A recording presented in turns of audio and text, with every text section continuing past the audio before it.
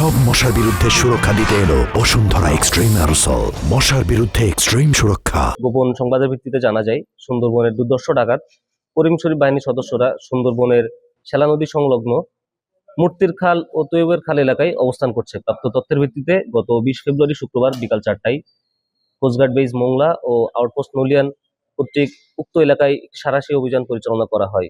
অভিযান চলাকালীন উক্ত এলাকা হতে 4টি একনলা বন্দুক, একটি দেশীয় ওয়ান-শটার গান, 10 রাউন্ড তাজা গোলা, 17 রাউন্ড তাজা কার্তুজ ও 10 রাউন্ড ফাঁকা কার্তুজ সহ সুন্দরবনের দুর্ধর্ষ ডাকাত করিম শরীফ বাহিনীর এক সক্রিয় সদস্যকে আটক করা হয়।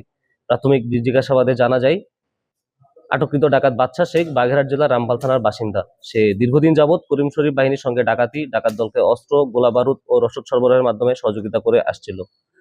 জব্দকৃত আলামত ও আটককৃত ডাকাতের পরবর্তী আইনানুগ ব্যবস্থা গ্রহণের কার্যক্রম প্রক্রিয়াধীন রয়েছে। ত্রয়োদশ জাতীয় সংসদ নির্বাচন উপলক্ষে কোস্টগার্ডের সদস্যরা নির্বাচন দায়িত্বে নিয়োজিত থাকার সুযোগকে কাজে লাগিয়ে কিছু অসাধু চক্র পুনরায় সুন্দরবনে সক্রিয় হওয়ার চেষ্টা করছে। তবে সুন্দরবনকে দূষণমুক্ত রাখার দৃঢ় সংকল্পে ইতিমধ্যে কোস্টগার্ড বিশেষ সাঁড়াশি অভিযান আরম্ভ করেছে।